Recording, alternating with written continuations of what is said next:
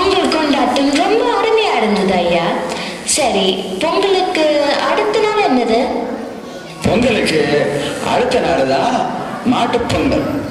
அது மக்களுக்கு, முக்கியமா விவசாயத்துக்கு உதவியா இருக்கிற மாடுகளுக்கு நன்றி சொல்ற நாள்.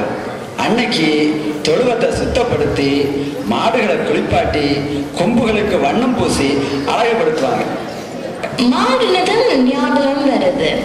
தமிழ்நாட்டுல மாடு வச்சு ஏதோ விளையாட்டுலாம் விளையாடுவாங்களாமே, அதை பற்றி கொஞ்சம் சொல்லுவீங்களா? ஆமா, நீங்க இந்த புளு கிராஸ் கிளி கிராஸ்ங்கிறாங்களே, அதுல இருந்து வரீங்களா? இல்லைங்கல்ல, ஏன் கேட்குறீங்க? ஒண்ணும் இல்ல, சும்மா தெரிஞ்சுக்கலாம்தான். மாடு விளையாட்டு தானே, சொல்லிட்டா போச்சு. அதுக்கு சங்க காலத்துல ஏறு விரதல்னு பேரு. இந்த காலத்துல மஞ்சு விரட்டு, ஜல்லிக்கட்டு, வேலி விரட்டுன்னு ஊரை பிறத்து பேர் வச்சு சொல்லுவாங்க. தமிழ் திரைப்படங்களால பொதுவா ஜல்லிக்கட்டுங்கிற பேரு தான் பிரபலமாயிடுச்சு. இதை பத்தின ஒரு சுவையான நிகழ்ச்சியை இப்ப பார்க்கலாமா?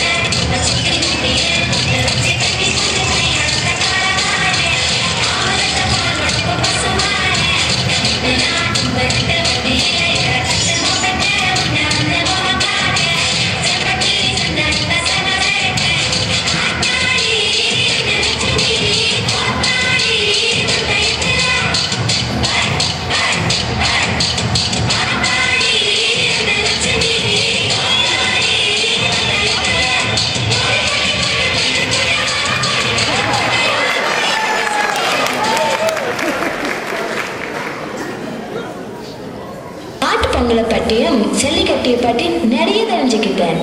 இப்ப பொங்கலோட கடைசி நாளை பற்றி சொல்லுவீங்களா? பொங்கலோட 4வது நாள் கொண்டாட்டத்துக்கு காணும் பொங்கல்னு பேரு.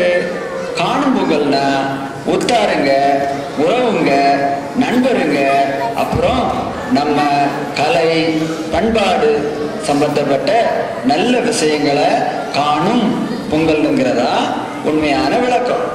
ஆனா நம்ம மக்கள்லாம் டிவி பெட்டி, சினிமா, பார்க்கு, பீச்சு இதுதான் கொண்டாட்டம்னு தவறா கொண்டாடிட்டு இருக்காங்க. நீங்க தப்பா நினைக்கலையான்னு ஒன்று கேட்கலாமா ஐயா?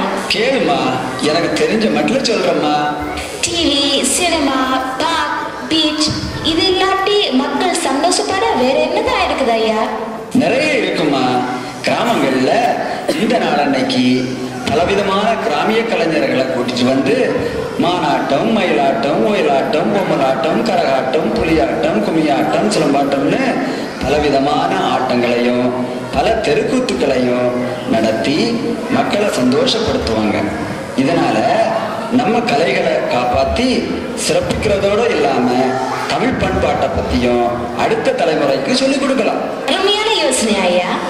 ஆமா, இந்த பொங்கல் விழால என்ன ஆட்டம் போட போறீங்களா ஐயா? அதுவா, சிலம்பாட்டம். ஐயனாரு சித்த இங்க வந்து சிலம்பாட்டம் போடல.